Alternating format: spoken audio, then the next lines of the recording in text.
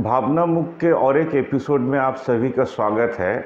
हम लोग current affair से ज़्यादा कोशिश करते हैं हमारे देश में जो स्टोरीज़ चलता है, जो गलत स्टोरी चलता है, उसको किसी तरीके से तोड़ा जाए ताकि हमारे देश के कुछ लोग जो घर में बैठते हैं, ऑफिस जाते हैं, घर वापस आते हैं, उसके बीच में व्हाट्सएप का कुछ मैसेजेस आता है और ये मैसेज पढ़कर वो लोग ये सोचने लग जाते हैं शायद यही सच होगा। आप सोचिए स्टोरीज़ कितने गलत फहमी पूरा देश में नहीं हज़ारों साल से फैला सकता है।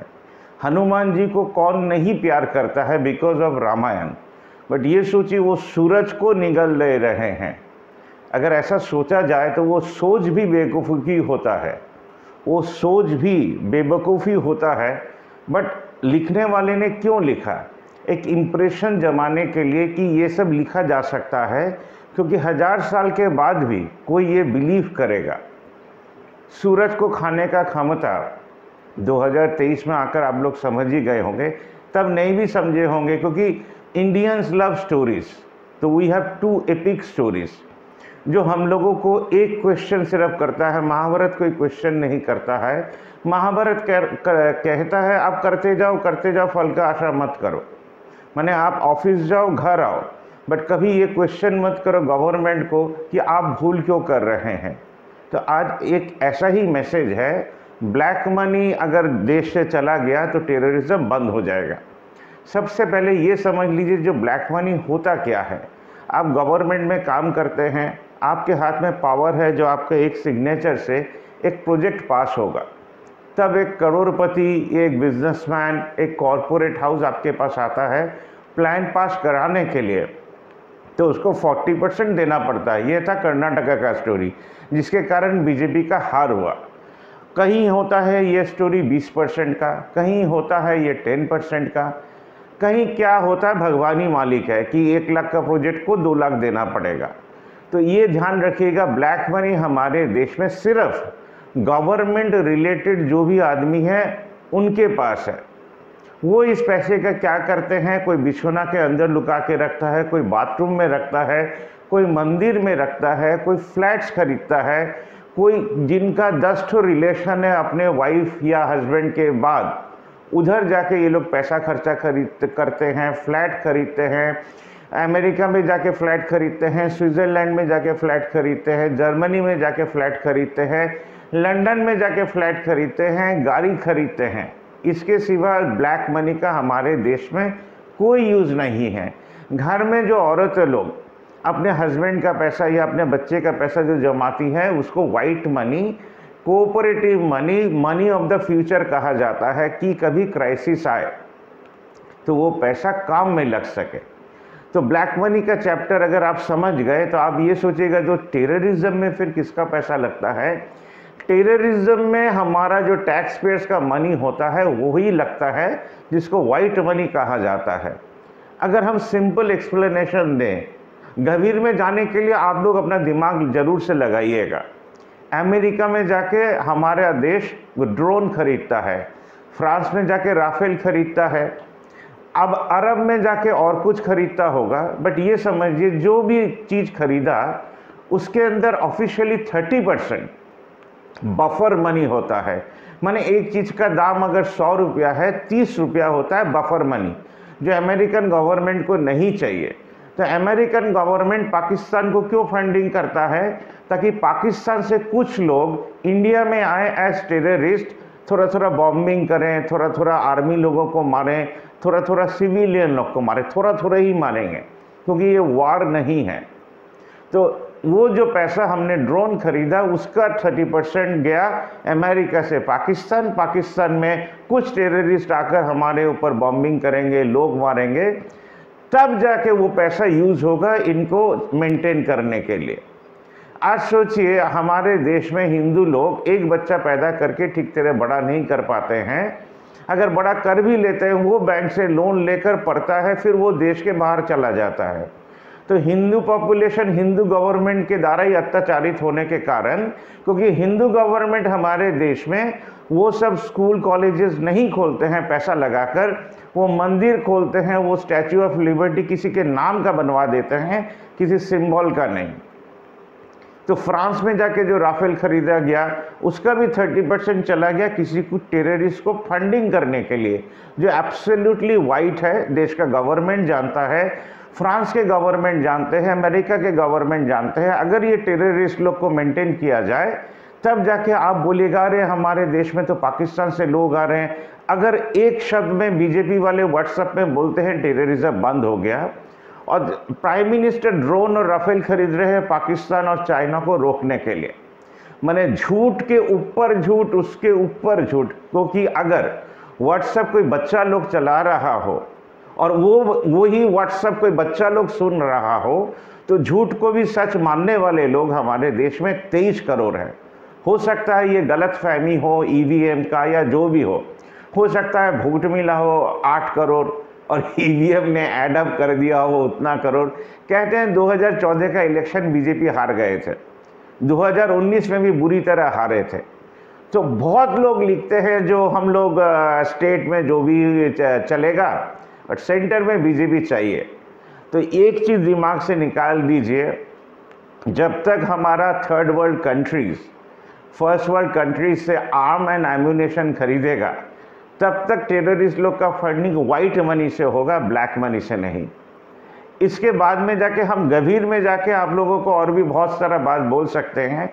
सोचिए आरएसएस एक कल्चरल इंस्टीट्यूशन है, तो कितने लता मंगेशकर, कितने कथकली डांसर, कितने भरतनाट्यम, कितने क्लासिकल सिंगर दिए आरएसएस ने? जीरो, एक बड़ा सा जीरो। एक कल्चरल ऑर्गेनाइजेशन तो कल्चरल प्रोडक्शन देता नहीं, आरएसएस किलर्स दे रहा था। कैसे किलर दे रहा था? जैसे सीपीएम किलर दे रहा है। केरला में सुनिएगा, जो इसने उसको मारा उसने उसको मारा। तो एक कल्चरल ऑर्गेनाइजेशन का आदमी मरेगा ही क्यों? अब सोचिए दुनिया में जितना कल्चरल ऑर्गेनाइजेशन है उसका आदमी मरता नहीं है।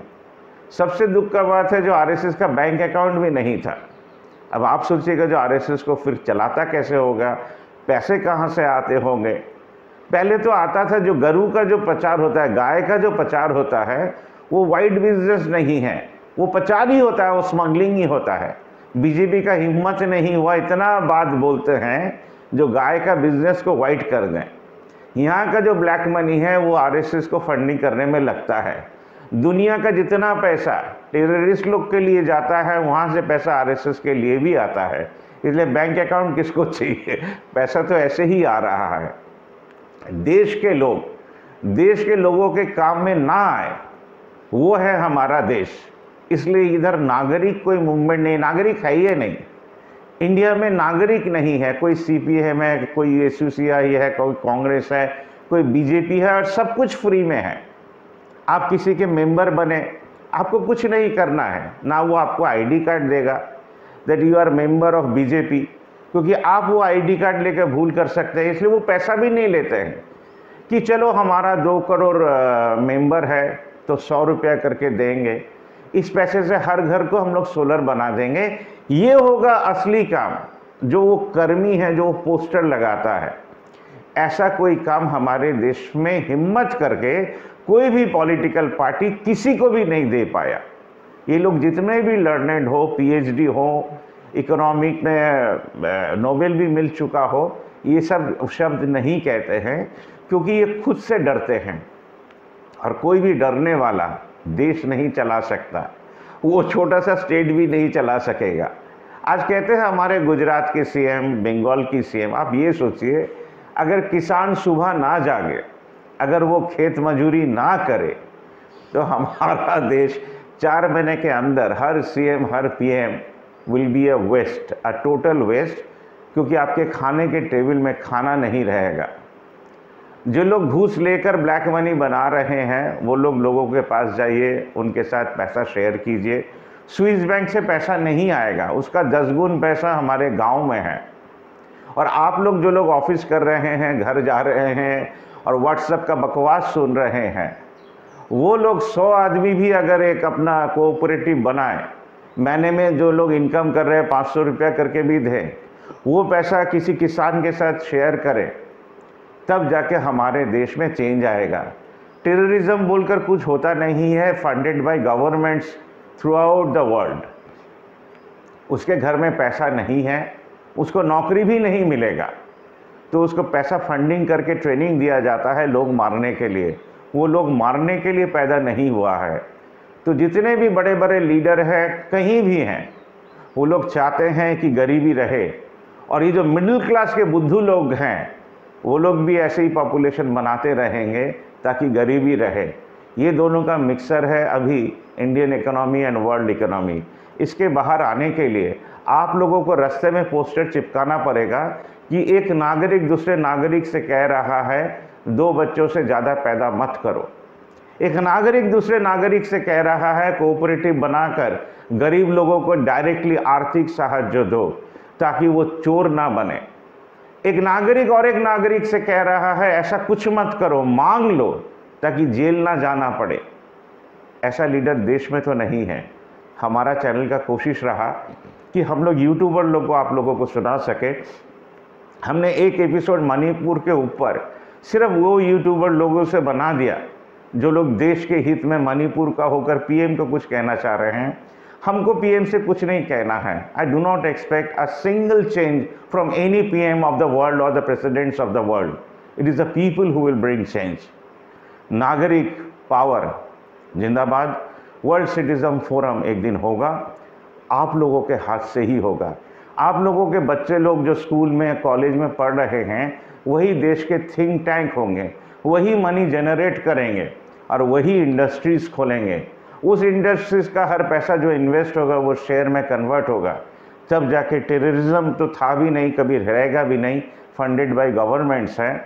इसलिए जितना भी आप सिया, रॉ, आईएसआई ये सब सुनते हैं सब बकवास है, ताकि ये लोग रहें और यही सिस्टम ऐसा ही चलता रहे, इसलिए ये लोग हैं। अगर इन लोगों के जगह में promoting ideas and thinkers of the world होता तो हमारा ये देश में जेल खाने के जगह में जितने भी सेंट पैदा हुए हैं इनको रखा जाता, पैसा दिया जाता, सैलरी दिया जाता। जो राज्यसभा में जो हम लोगों को भेजते हैं वो लोग ये काम कर सकते थे बट कर नहीं पाए। they also represent some stupid political thoughts। देश से अगर गरीबी हटाना है तो आपको कोऑपरेटिव बनाकर किसी के पास में खड़ा होना है। आज के लिए बस इतना ही। हम Naresh Jain, thank you very much.